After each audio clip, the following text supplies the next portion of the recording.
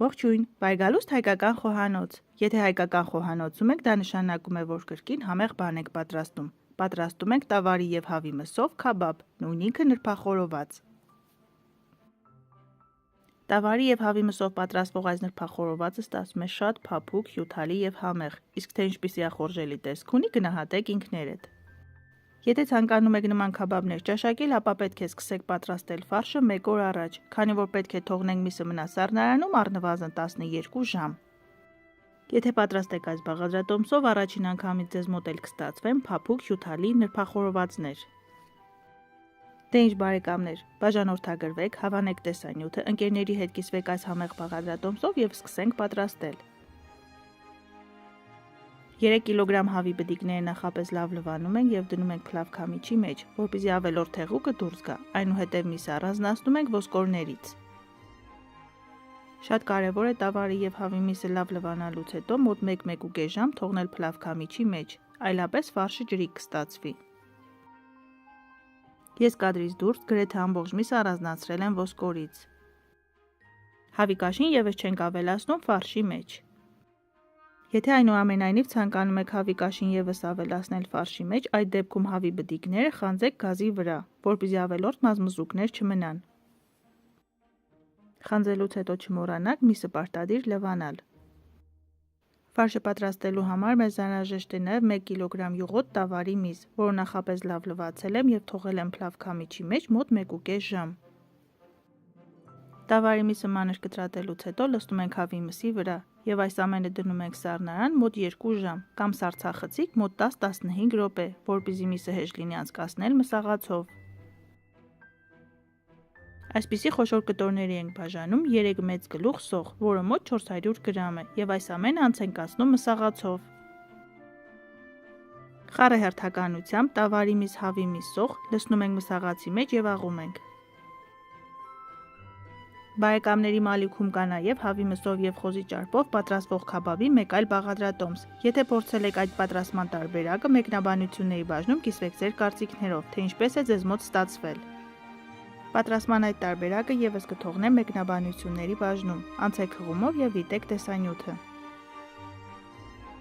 Միսը միասին աղացինք, մնում է ավելացնենք համեմունքները։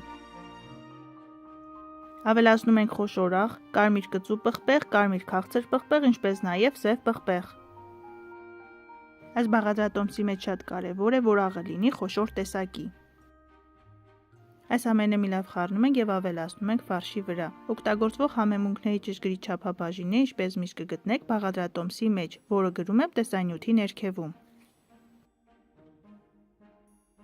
Ավելացնում եմ նաև այս տարվա հավաքած թարմ ուրձ, որը դեռևս չի հասցրել չորանա, ինչպես նաև թարմ ծիտրոն։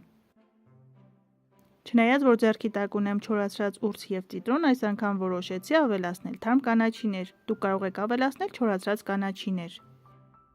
Ֆարշի մեջ կարող եք ավելացնել նույնիսկ թարմ կտրտած կանաչիներ՝ սամիտ, համեմ, ազատքեղ, ռեհան, ըստ ձեր ցանկության։ Շատ կարևոր է, որ ավելացվող կանաչիները պարտադիր կտրտենք, այլ ոչ թե աղանք։ Եթե կանաչիները աղանք մսի հետ, այդ դեպքում ֆարշի գույնը փոխվում է, այն մի փոքր սևանում է։ Ֆարշին մի փոքր կծվահամ հաղորդելու համար ավելացնում ենք նաև մանր կտրտած կծու ծիծակ։ Եթե կծու չեք սիրում, ապա կարող եք ծիծակ չավելացնել։ Ֆարշը համեմելուց հետո հունցում ենք մոտ 15 րոպե, այնպես ինչպես կհունցենք հացի խմորը, այնքան մինչև այսպիսի թելիկներ առաջանան։ Դա շատ կարևոր է, որպեսզի ֆարշը շամփուրների վրայից չպոկվի։ Եթե չեք ցանկանում միսը շատ երկար հունցել, ապա միսը դրեք սառնարան մոտ 2 ժամ, այնուհետև անցկացրեք մսաղացով ևս մեկ անգամ։ Ինչու ենք ամեն անգամ միսը աղալուց առաջ դնում սառնարան, այնուհետև աղում, որովհետև սառը միսը ավելի հեշտ է աղալ։ Սա մի հնարք է, որը հեշտացնում է մեր գործը։ Արդյունքում ստանում ենք այսպիսի կպչուն թելիկներով ֆարշ, որը պետք է դնենք սառնարան և թողնենք առնվազն 12 ժամ, որի ընթացքում ֆարշը հասունանում է։ Արդեն իսկ հաջորդ օրը անցնում ենք ամենահաճելի գործին։ Խորովում ենք մեր պատրաստած նրբախորովածները։ Մանր կտրատում ենք 1 կապ խառը կանաչի և 1 մեծ գլուխ սոխ և այս ամենը մի լավ տրորում ենք։ Կտրտած սոխի և կանաչիների բույրը իսկապես արտակարգ է և ախորժակ է գրգռում։ Սկուտեղի վրա լավաշ ենք փռում, հանում ենք միսը սառնարանից և վառում ենք կրակը։ Մինչ կրակը կնստի, այդ ընթացքում ձևավորում ենք նրբախորովածները։ Շատ կարևոր է, որ միսը հանենք սառնարանից այն դեպքում, երբ կրակը արդեն վառված է, որպեսզի միսը չհասցնի տաքանալ, քանի որ այն պետք է լինի սառը, երբ շարում ենք շամփուրների վրա, այլապես քաբաբները շամփուրների վրայից կթափվեն։ Քաբաբները ձևավորելու համար հմուտ ձեռքեր են պետք։ Ձեռքերը թռչում ենք սառը ջրի մեջ և ձևավորում ենք քաբաբները, այնպես ինչպես ցույց է տրված տեսանյութի մեջ։ Միսը շամփուրների վրա շարելուց հետո ծայրերը ամրացնում ենք և բութ և ցուցամատ մատներով գեղեցիկ նախշեր ենք անում։ Այսպես ձևավորում ենք բոլոր քաբաբները։ Այս բաղադրատոմսով ստացվում է 18-ից 20 նրբախորոված, կախված թե ինչ հաստությամբ և ինչ երկարությամբ ենք շարում։ Բոլոր քաբաբները ձևավորելուց հետո նոր միայն դնում ենք կրակի վրա և սկսում ենք խորովել, որպեսզի հեշտ լինի։ Քանի որ մեր ընտանիքի անդամները շատ են սիրում քաբաբ և շատ հաճախակի ենք պատրաստում, ունենք նման սարք, որի վրա շարում ենք շամփուրները։ Քաբաբները շարված են, կրակը արդեն պատրաստ է, սկսում ենք խորովել։